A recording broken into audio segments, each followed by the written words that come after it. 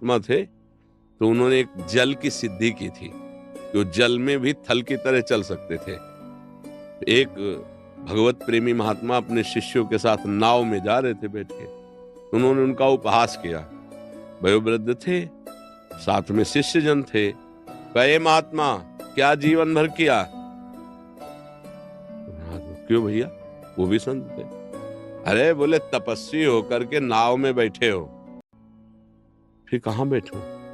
देखो मेरे को खड़ाऊं पहन कर गंगा जी में, जैसे कोई थल में चलता है ऐसे जल में पार हो गए। सब लोगों को बड़ा आश्चर्य हुआ। वो महात्मा जी थे, वो मुस्कुरा दिए।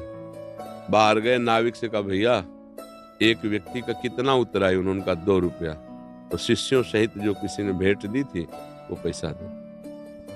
नाविक को दिया और महात्मा से कहा कि समझ पाए तुम्हारे जीवन की सारी तपस्या 2 रुपये के बराबर गई। जिस मां भगवती गंगा को स्वयं शिव जी ने मस्तक पर धारण किया, अपने तपोबल से तुमने पादुका पहनकर उन पर चले, सारा सुकृत तुम्हारा नष्ट हो गया। तुम अभिमानी ये दिखाना चाहते थे कि मैं जल में थल की तरह चल सकता हूं। नहीं, तुम किसी काम के नहीं रह गए। अभी तुम परमार्थ को जानते ही नहीं। थोड़ी तपस्या कर ली तो उसका अभिमान चरणों में गिर गए। उनका 2 रुपए में गई तपस्या। 2 रुपए में पार हुए ना, 2 रुपए में सारी तपस्या तूने नष्ट कर दी, केवल प्रदर्शन के लिए। ये प्रदर्शन के लिए नहीं, भगवत प्राप्ति के लिए तप होता है। ये जब हमें अभिमान होता है तो हम कहीं न कहीं कोई न कोई दृश्य ऐसा एक